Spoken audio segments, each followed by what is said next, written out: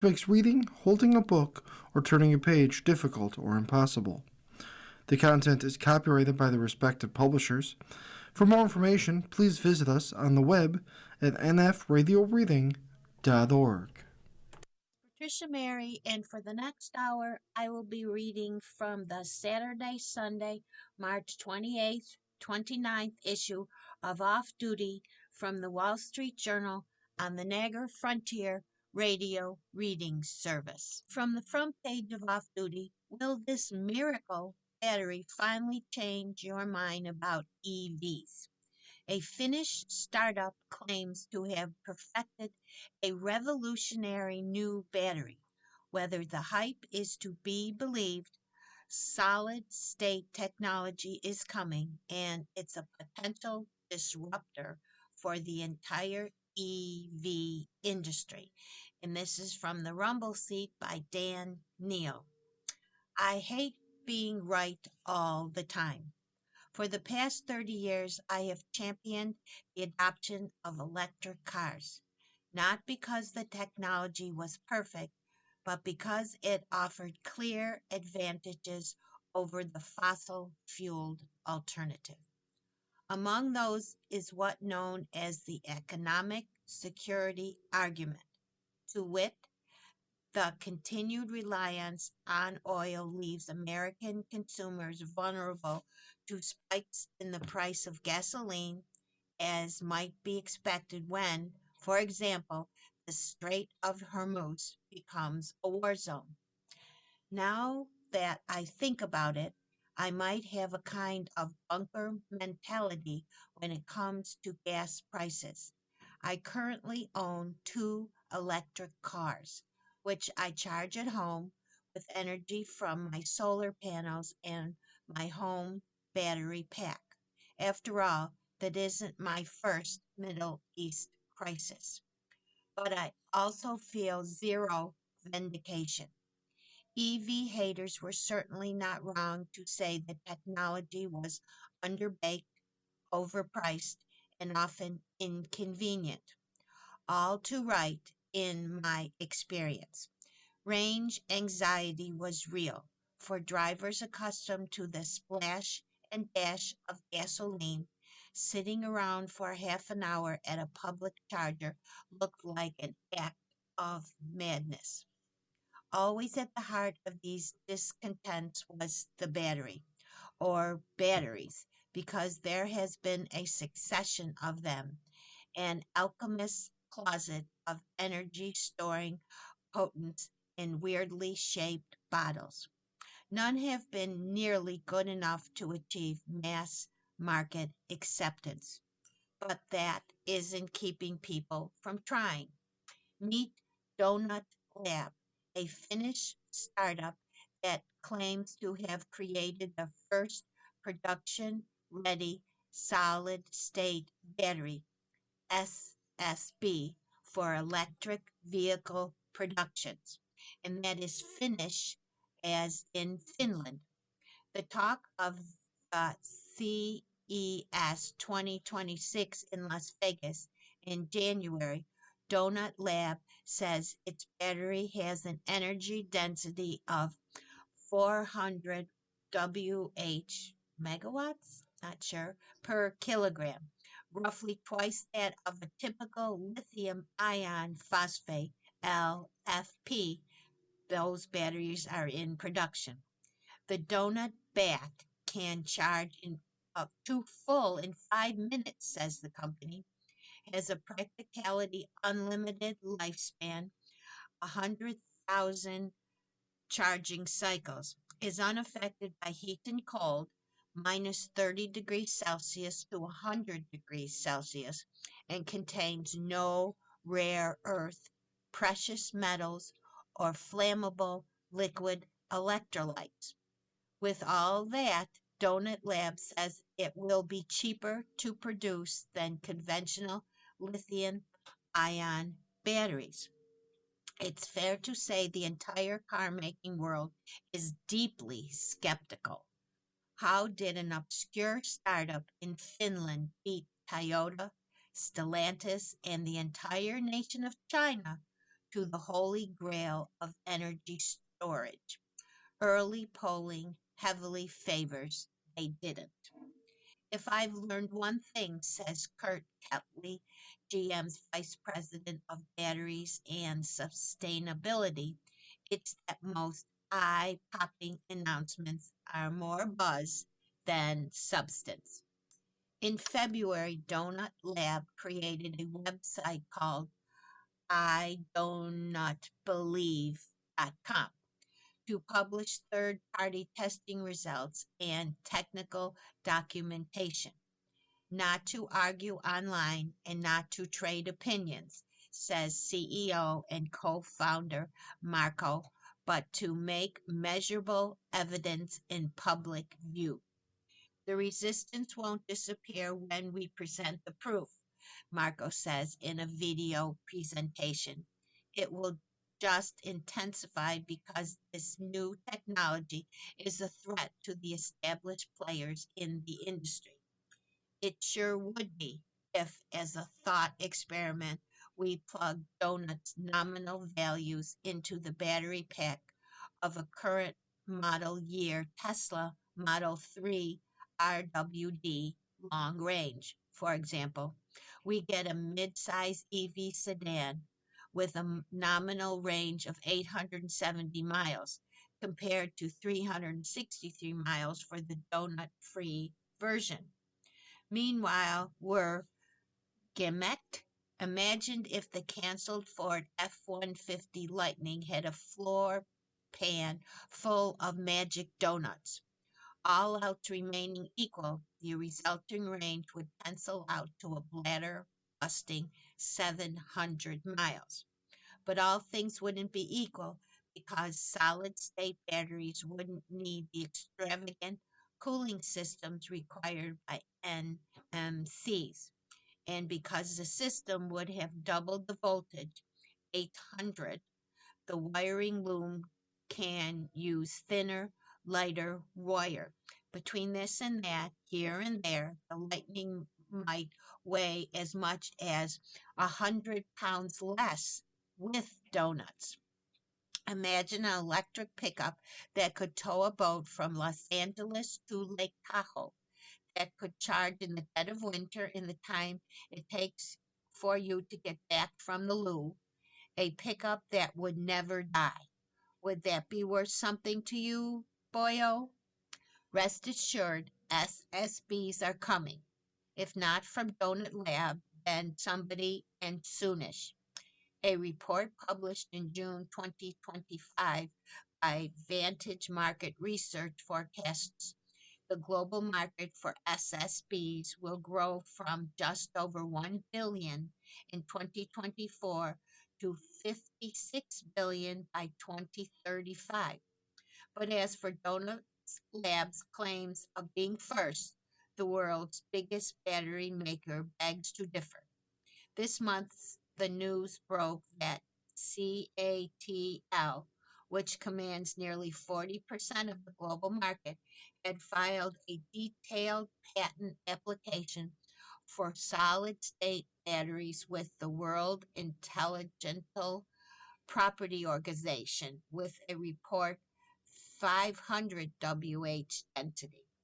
According to the outlet Car News China, CATL has already begun rehearsing small scale production.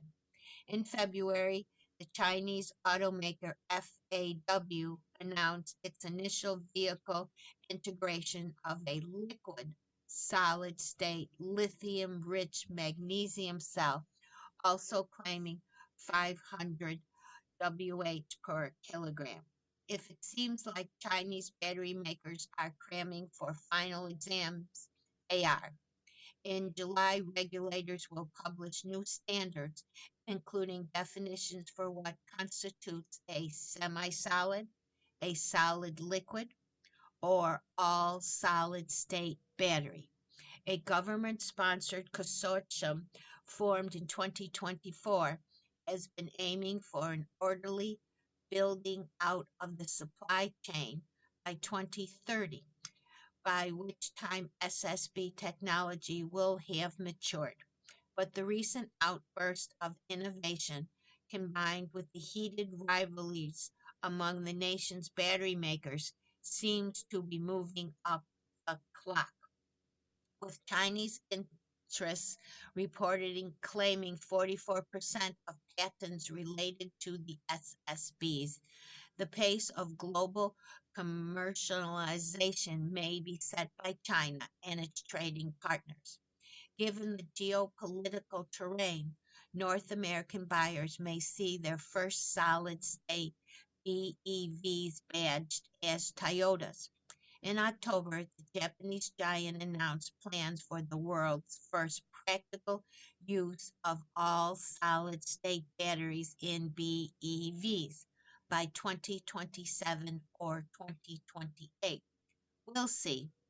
Toyota, one of the few legacy automakers developing the technology in house, has been pursuing SSB since 2010, but has missed a few self imposed deadlines along the way. It's also possible that first SSBs we see will be made in the USA and arrive wrapped in German luxury.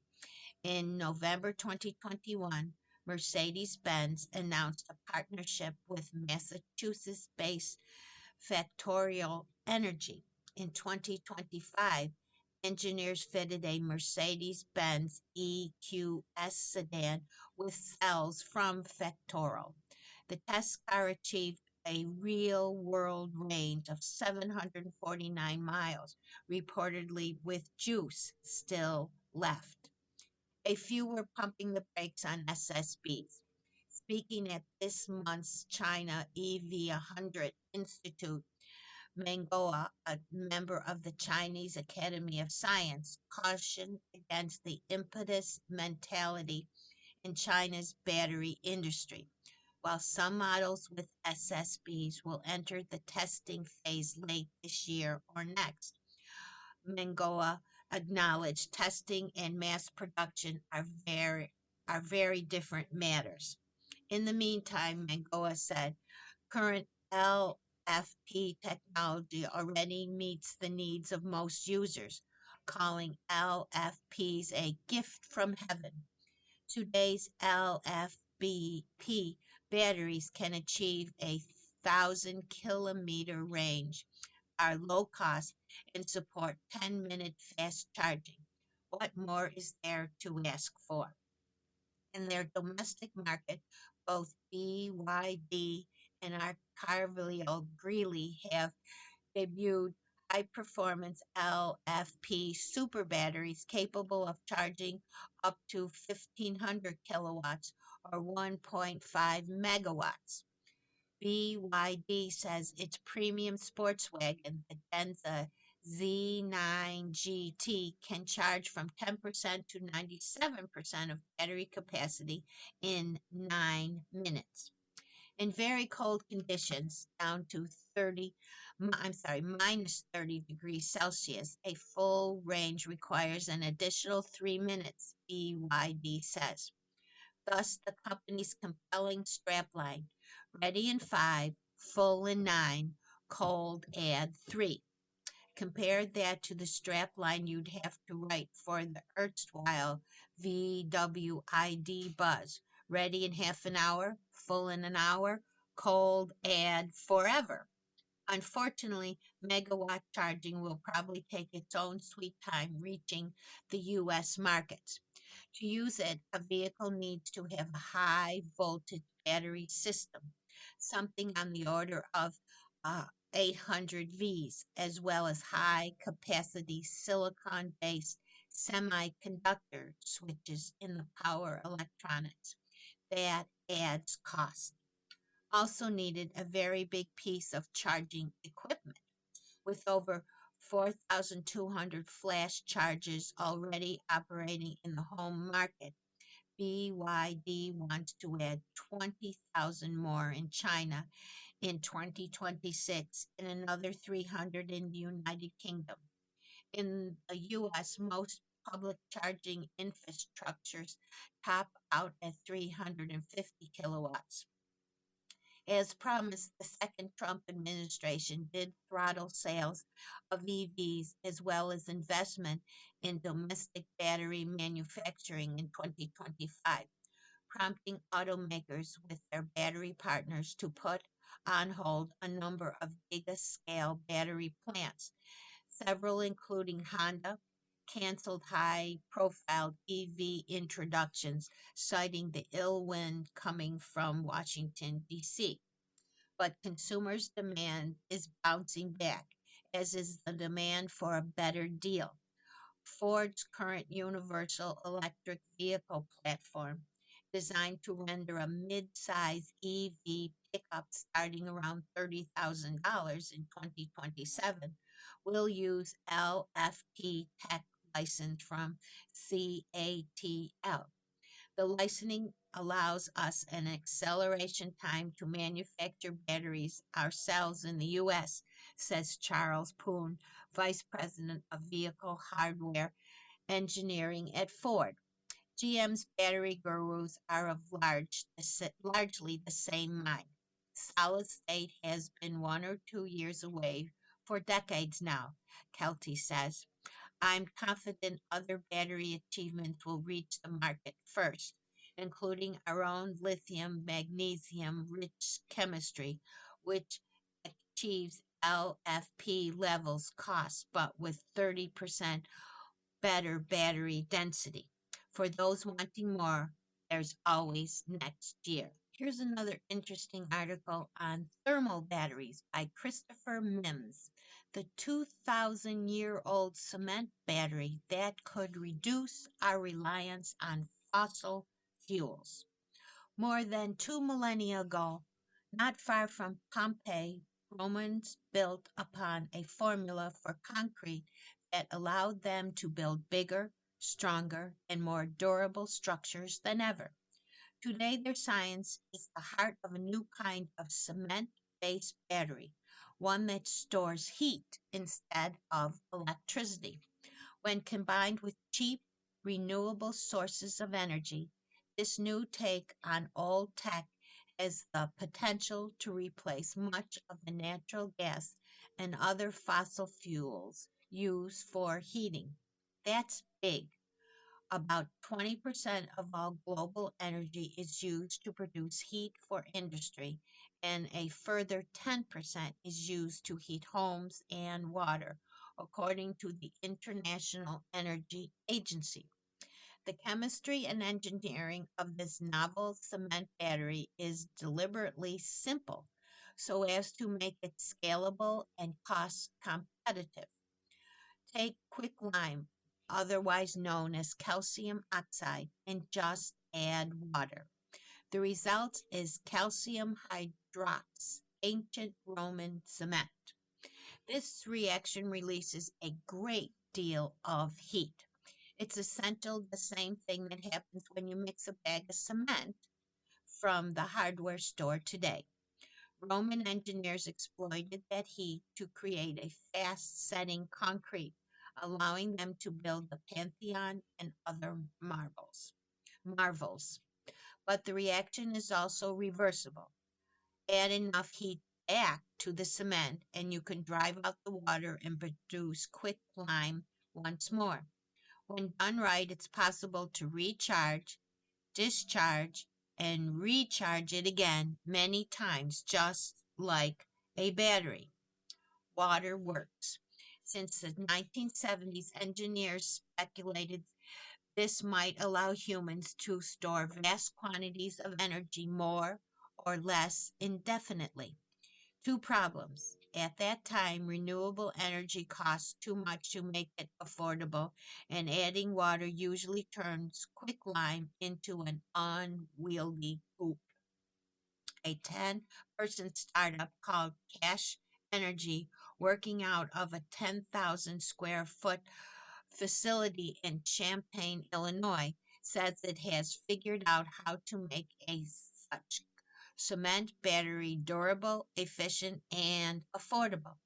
The company's approach is to form cement into tiny balls, each about the size of a kernel of corn. Its engineers add a binding agent, secret though widely available, they say, to keep the balls in shape during the discharge and recharge process. Recharging the pellets require heat generated from electricity. When it's time to discharge that stored energy, adding the right amount of water causes the pellets to release enough heat to generate temperatures up to 1,000 degrees Fahrenheit, says Cash's founder at Witty.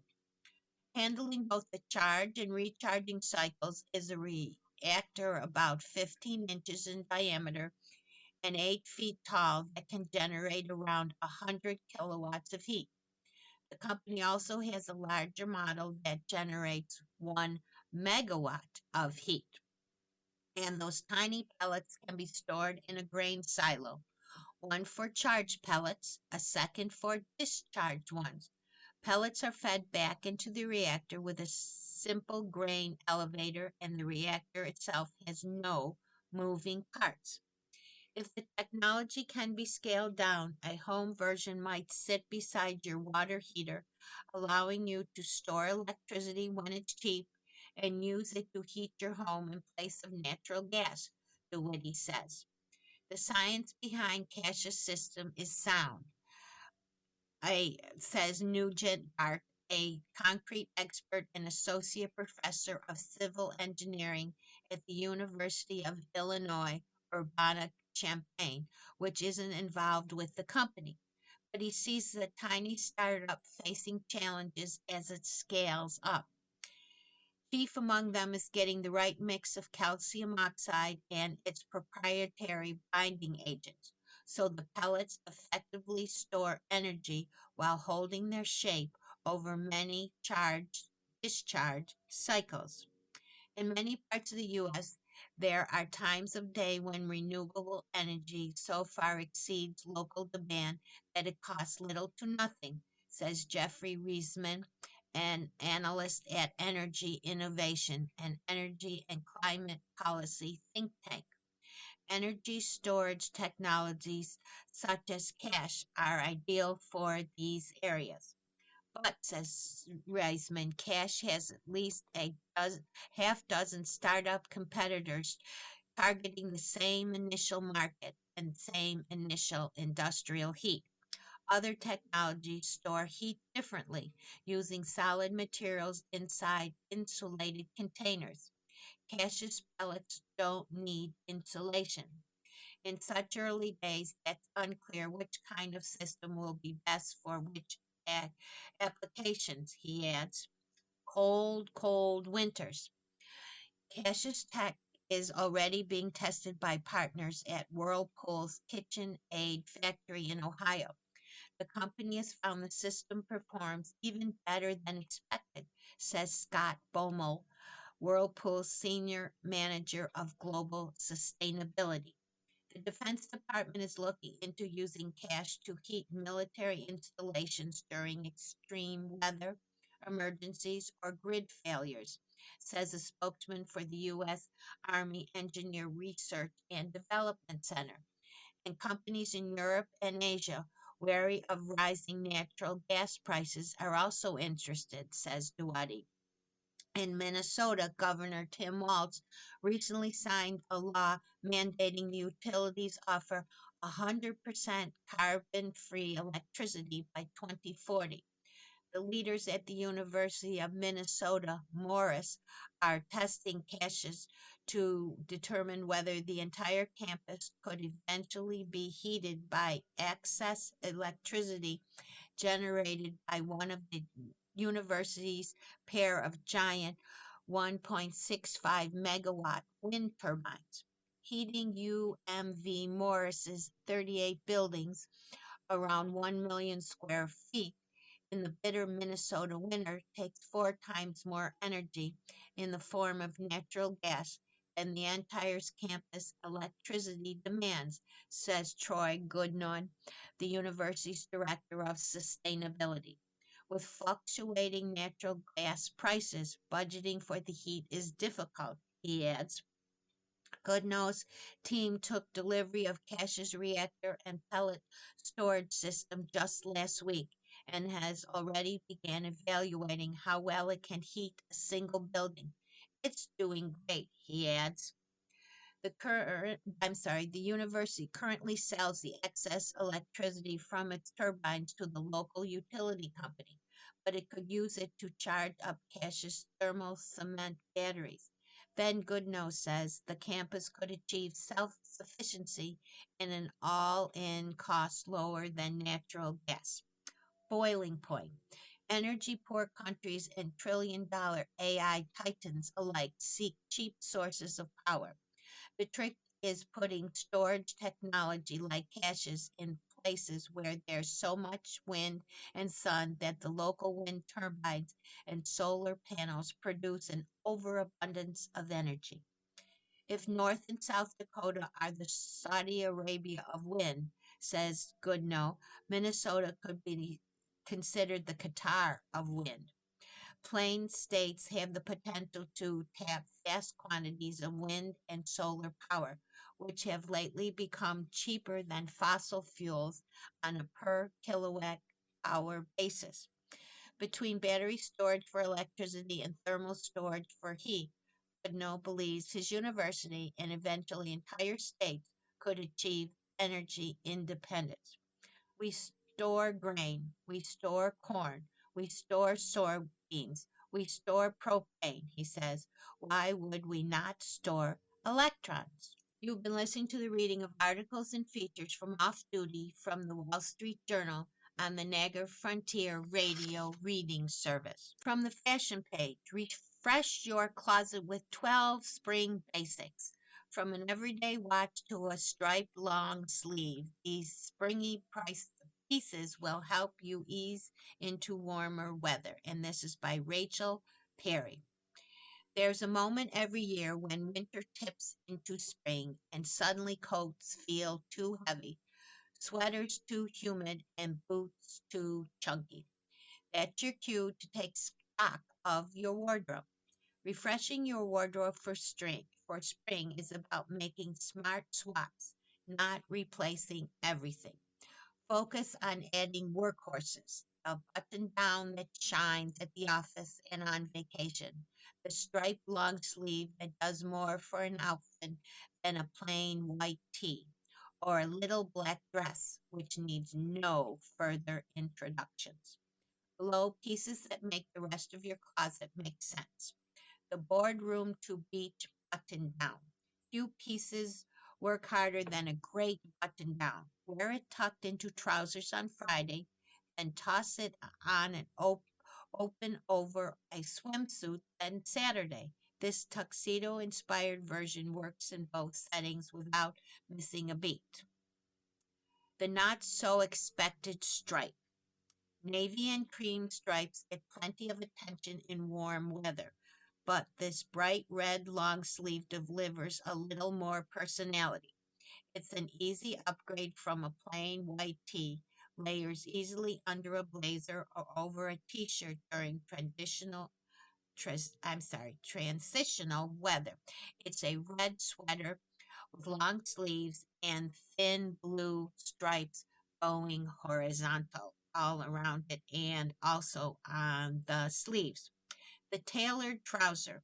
Every closet benefits from a dependable pair of khaki trousers, which are polished enough for work and relaxed enough for the weekend.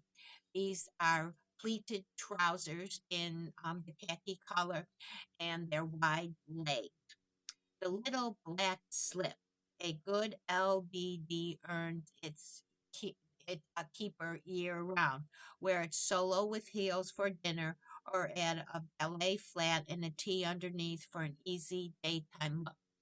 This is a long black sleeveless outfit. The effortless layer. You might think layer and picture a sweater, but a bright polo also does the trick. Tie it around your waist over a dress, throw it on over a tee, or even try the double collared look with another polo. The one they show here is a yellow polo with 3 buttons down the front. The white ballet flat. A crisp white shoe is spring's unsung hero. Clean and simple, it works just about with anything. The vintage inspired denim. This pair delivers the same easy lived in feel as vintage jeans without the search. They will only get better with time. This is a stonewashed jean in wide legs and also waisted. The bold sock. A statement sock keeps your flats in rotation during cooler weather. Go for bright color stripes or a little embellishment for a good measure. The mini tote. The oversized bag will always have its place, but for lighter days, this scaled down version does the job without the bulk. This is only a half size bulky um, purse carrier.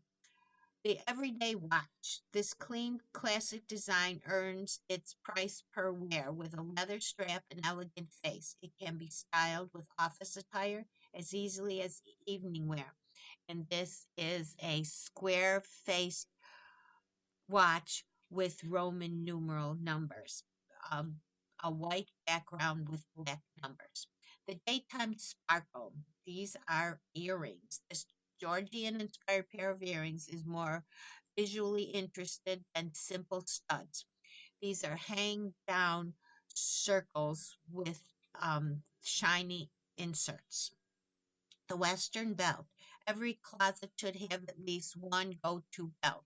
Western inspired hardware adds a little attitude to a reliable Unitarian accessory. Avoid veering into custom territory by pairing with basics that skew classic, not Western.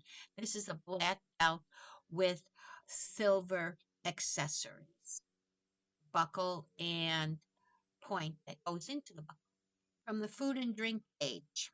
Making dessert for a crowd? Try these very easy, very French floating islands. And this is by Odette Williams. An intimidating classic is now within reach of the home cook thanks to an innovative meringue baking technique. I worship the French dessert classic known as floating islands. Melt in your mouth meringue floating in a puddle of decadent cream a la lisse topped with caramel and toasted almonds. It's a must order whenever I see it on the menu. At home, however, poaching islands of meringue has always felt like too much messy work. Thankfully, there's another way. At Lee Hansen and Restar's French restaurant in New York, instead of poaching the meringue, they bake it before service in a low temp oven for a miraculously brisk 7 minutes. This technique keeps the unique cloud-like character of the meringues while allowing the team to make them in advance of the service. The creme anglaise, it's spelled Anglaise, can be made a couple days ahead of time, too, and stored in an airtight container in the refrigerator. In my recipe, I haven't used as many egg yolks as they do at the restaurant because I don't want to be overburdened with leftover egg whites. But you won't miss them. A little cream fraiche and honey makes the custard luxurious. The crew at the restaurant shaped the island using a commercial piping bag with a large round 2 and 3/4 inch mat fur cutter. Mat fur is spelled Matfer. Then they use a small offset spatula to create a little drama on the exterior of each one. At home, I kept it rustic and dolloped generous mounds of meringue onto lined baking trays, then used the back of a teaspoon to shape them. When you assemble the dessert into bowls and start dappling each island with caramel and toasted sliced almonds, your friends will begin to hover. Once they take their first bite, They'll think you're a sorcerer. Okay, so here is the recipe. This version skips the traditional poaching meringue method. Instead, the meringues are baked in a low oven for just 7 minutes.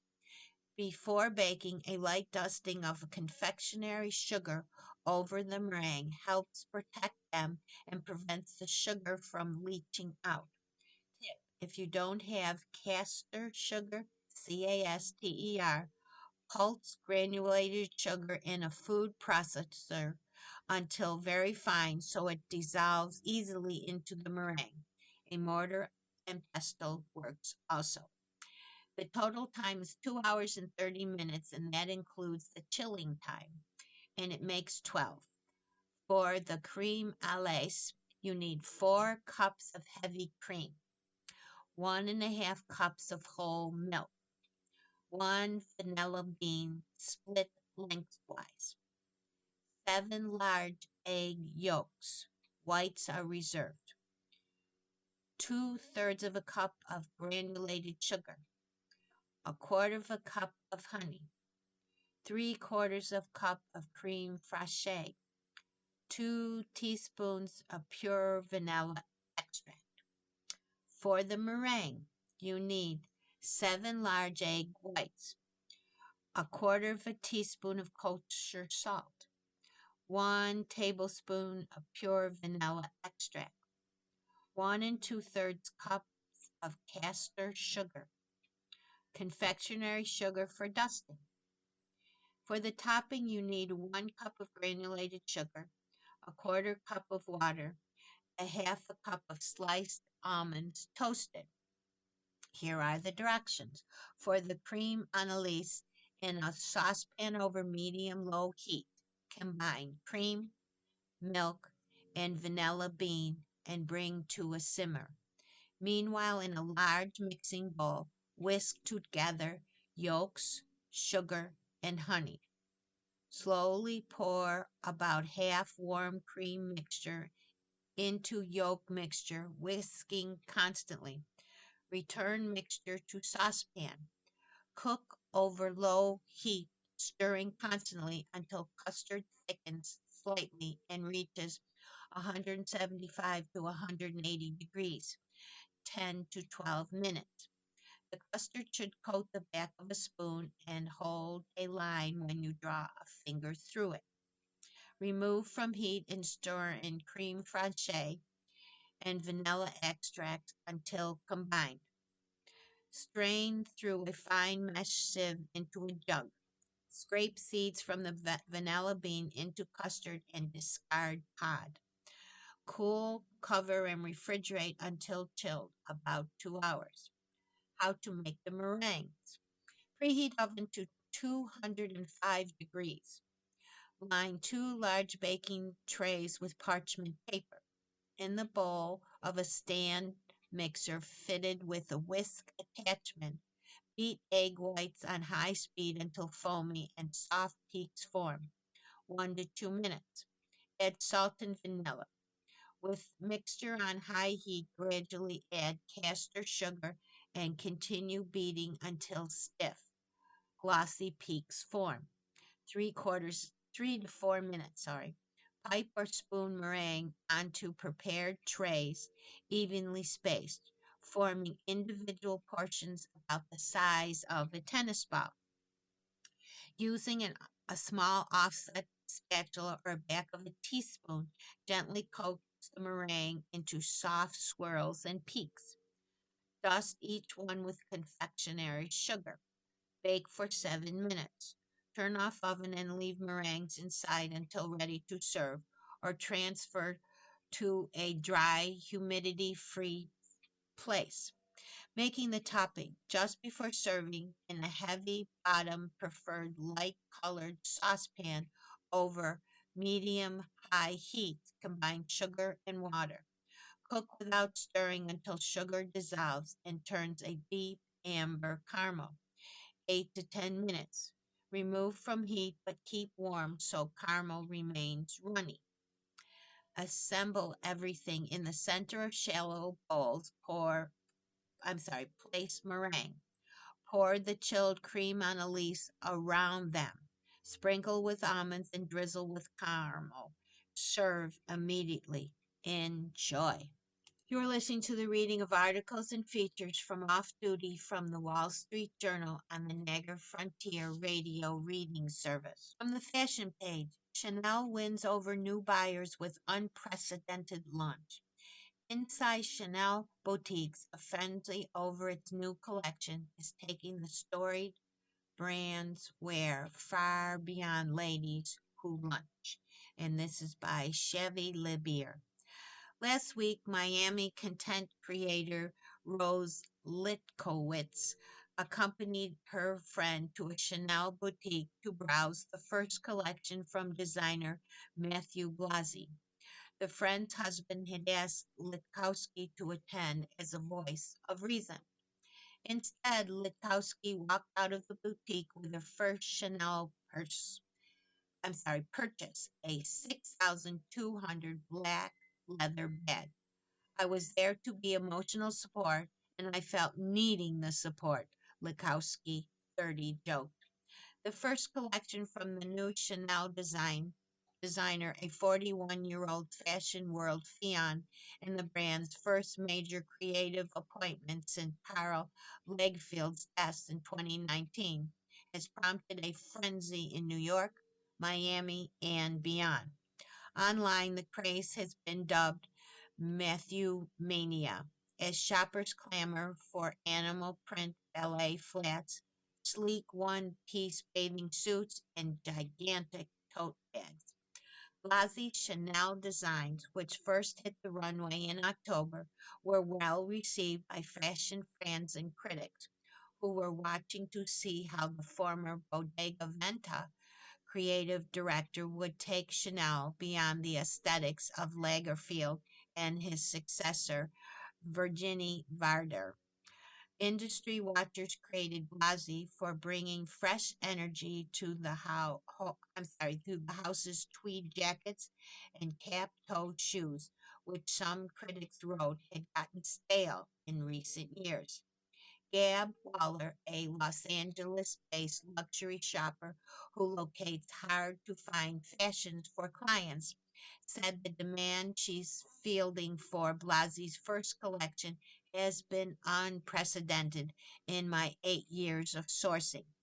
Waller is currently handling hundreds of requests for the brand's ballet flats, denim trousers, and croc embossed belts that are selling out in stores. One purse at the top of everyone's list, Waller says, is an enormous $11,000 leather tote bag that's been spotted on Hailey Bieber and Blackpink's Jennie. Blazers, square toe pumps, colorful leather purses, and cropped blazers were first available in Paris in early March. Waller believes the strategy of launching in Paris ahead of a global rollout stroked the craze.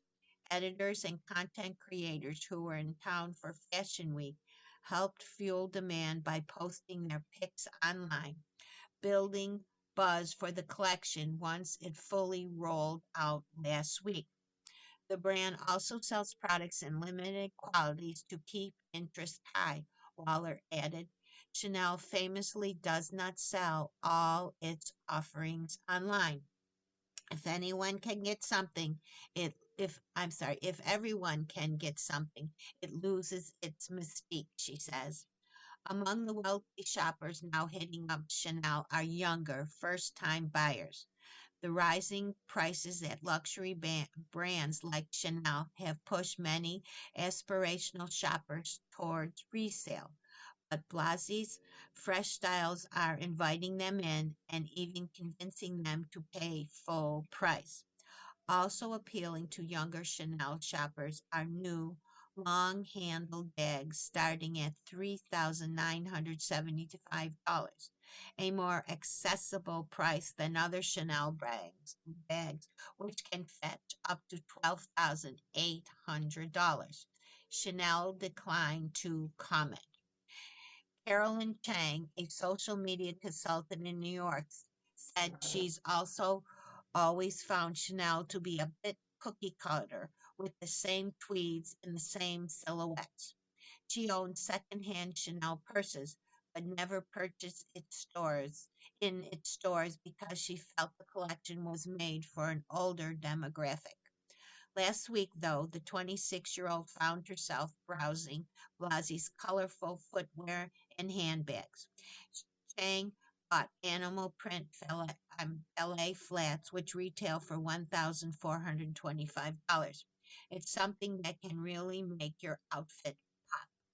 In December, Bruno Pavlovsky, president of Chanel Fashion, told the Wall Street Journal that Chanel Review hit single digit growth in 2025. The group generated 18.7 billion in revenue in 2024, according to filings. Chanel has not released the 2025 filings. Palova said recruiting new clients is not an obsession at Chanel. With Blasy's first collection release, the brand seems to have found them anyway. Shelby Satterwhite, who works as a buyer at an off price company in New York, tends to shop vintage and mid price fashions instead of luxury. But after getting a promotion and a bonus, Satterwhite, 31, celebrated by buying a new pair of Chanel shoes. She ordered the animal print ballet flats through a sales associate, which were hand delivered. She said she found Blasy's styles to be more modern than previous collections and is excited to see what the new collection holds. Not everyone is in a craze. Jen Smith, a Chanel VIP shopper in Boca Raton, Florida, and a 49-year-old mother of five, bought clothing from the recent collection but held off on shoes because she was not in love with the options. She says she prefers Chanel more classic designs. I think a lot of hype has been created through influencers, she says. Elle Ferguson, an Australian influencer who flew to Paris for Fashion Week, said she had her eye on the same tote that Bieber wore. But even 30 hours of flying, a pre booked shopping appointment, and over 680,000 Instagram followers couldn't secure Ferguson the bag of the season. She saw the purse at a Chanel boutique, but Ferguson said she was told that the handbag had not been reserved. This is from Off Duty Travel, the last minute traveler's guide to this summer's biggest events. It isn't too late to snag tickets to the FIFA World Cup or a solar eclipse over Greenland, but it almost is. Here's what's still available, and this is by Jen Rose Smith. With three blockbuster events, the FIFA World Cup, a total solar eclipse, and the U.S.'s 250th birthday, packing stadiums, cruise ships, and hotels this summer, spreadsheet wielding travel nerds are taking a victory leap. Did you jump on pre sale tickets to the World Cup quarterfinals months ago? Are you catching the August eclipse from an expedition cruise in the Arctic? We are happy for you. Fortunately, there's still fun to be had for procrastinators, whether on an eclipse themed Morocco beach break, last minute soccer viewing party, or on DC rooftops as the sky lights up with fireworks. Welcome to your summer vacation action plan. Here's what you already missed, what's still on the table, and some curveball alternatives. The FIFA World Cup, the dates are June 11th to July 19th. Location in 16 cities across US, Mexico, and Canada. Still possible? Try your luck in early April's last minute ticket sales phase on FIFA's website. FIFA keeps mum on what exactly will be available. And Brett Stringle, founder of the sports themed trip planning company Sports Traveler, says your best bet might be tickets at matchups featuring non top seeds like New Zealand or Morocco, the smallest qualifying nation ever. Alternately, grab the high-end hospitality packages still on offer, such as $6,050 pitch-sized lounge passes to the June 12th U.S. Paraguay game in Inglewood, California. You get one ticket with sideline seating, drinks, and bragging rights. Here's a long shot. Early buyers unfazed by record-breaking four-figure ticket prices were quick to snap up entry-level passes to big games, said Stingle. Matches featuring the U.S. team were an especially hot commodity and will continue to be hard to snag for reasonable prices. Next best thing. For arena-like energy without the sky-high prices, look for watch parties and team celebrations around the country. Some stand out. The Snoop Dogg chaired FIFA Fan Festival at Memorial Coliseum in Los Angeles starting on June 11th, and the events planned at the U.S. Soccer House in Venice Beach, California. Fan hubs will crop up at New York's Rockefeller Center and Philadelphia's Lemon Hill, too. If all else fails, head to the nearest venue or nearby, proudly flying its national colors, like any of the Mexican, Colombian, and Ecuadorian bars lining Roosevelt Avenue in New York's Jackson Heights neighborhood, or the South African Springbrook Bar and Grill in Los Angeles. Something completely different. Try the adrenaline juicing X Games in Sacramento, California, which run from June 26th to June 28th, or August oddly wholesome World Bog snorkeling competitions in which competitors race through a murky peak bog in Wales. The total eclipse. It is August 12th. The solar eclipse path of totality will cut across an up to 183-mile wide swath of the planet from Siberia to the Mediterranean, with prime viewing locations in Greenland, Iceland, and in Spain. Still possible. Some eclipse chasers swear by the sea for the best chances at a clear view of the event. Cruising offers an advantage for an event like this because ships can reposition if there's cloud cover, says Rosemary Reed, Senior Vice President of Marketing for Cruises.com. Some of the most coveted expert led cruises, such as HX Expedition's 17-day sailing to Greenland, Iceland, and Svalbard, are sold out. But some cruise lines have added extra sailings amid soaring interest, says Kenny Robertson of the Cruise Line International Association. Many rooms on bigger Mediterranean ships, including sailings from Princess Cruises, Holland America, and Cunard, with routes that cross the path of totality's southern tip, are still up for grabs. Prefer to stay on land? Historical weather data shows decent odds of clear skies on mainland Spain and the Balearic Islands. The Hotel Grand Margadina, opening June 1st in Mallorca, will feature astronomer-led classes, eclipse-themed menus, and poolside viewing. The next best thing. Meteor flaming across the sky during the August 12th to 13th presaid shower peak promised the brightest show in years, with the event coinciding with a new moon for the first time since 2018. You just need to find a dark spot away from city lights and enjoy the display. Think ahead.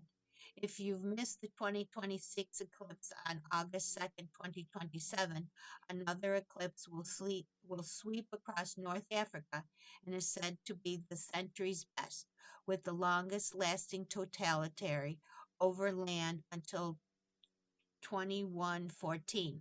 It accumulates above the ancient tombs and temples of Luxor, Egypt, where trips are selling swiftly. A handful of tours led by Sky and Telescope magazine will still be available, starting at $7,299. The U.S. celebrates 250 years, July 4th in Washington, D.C. Here's a long shot.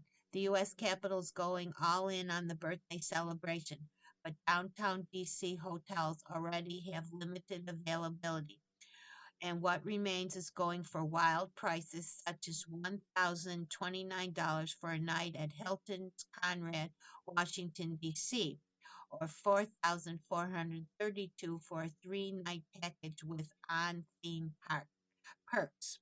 Luckily, most events from the National Ball fireworks to the country's themed Fourth at the Wharf celebration and the National Independence Day parade are free. Still possible. You can snag decent rates outside downtown DC and commute for the big events. The Graham Georgetown has vacancies for $422 a night and will be hosting a rooftop firework watch party. From your Riverview Hotel at Hotel Indigo, Old Town, Alexandra, which has vacancies for $453, you could catch the show in your PJs. Reason to visit the capital this summer extend beyond the 4th. By July, the city will be seeing the opening of a new museum with an immersive theater under the Lincoln Memorial, the new Museum of Exploration from the National Geographic Society, and a major expansion of the National Air and Space Museum. The next best thing, get your semi-sequential firework fix for free at the Philadelphia Museum of Art at the part of the city's massive celebration, which also includes a bevy of free concerts and parades. Or head to New York's Times Square to watch a bonus midnight ball drop on July 3rd. It's New Year's Eve glitter minus the frostbite. Ditch the crowds. Look out for other American milestones celebrating the summer. The National Park Service 1,210 mile Juan Bautista de Anzel National Historical Trail celebrates the 250th anniversary of the Spanish led Anza expedition to California, which events through June, including ranger guided walks at the Arizona's National Historical Park. Enjoy 2026. Been listening to the reading of articles and features from Saturday, Sunday, March 28th, 29th issue of Off Duty from on the Wall Street Journal. We read from Off Duty every Saturday at 6 p.m. Your reader has been Patricia Mary. Thank you for listening. God bless and be safe out there. You are on the Niagara Frontier Radio Reading Service. Coming up next in the Niagara Frontier Radio Reading Service, we have Harper's Magazine. At 8 o'clock, we have Sports Illustrated. At 9 o'clock, we have The Athletic, a section of the New York Times. Stay with us for these readings and more through the rest of the evening.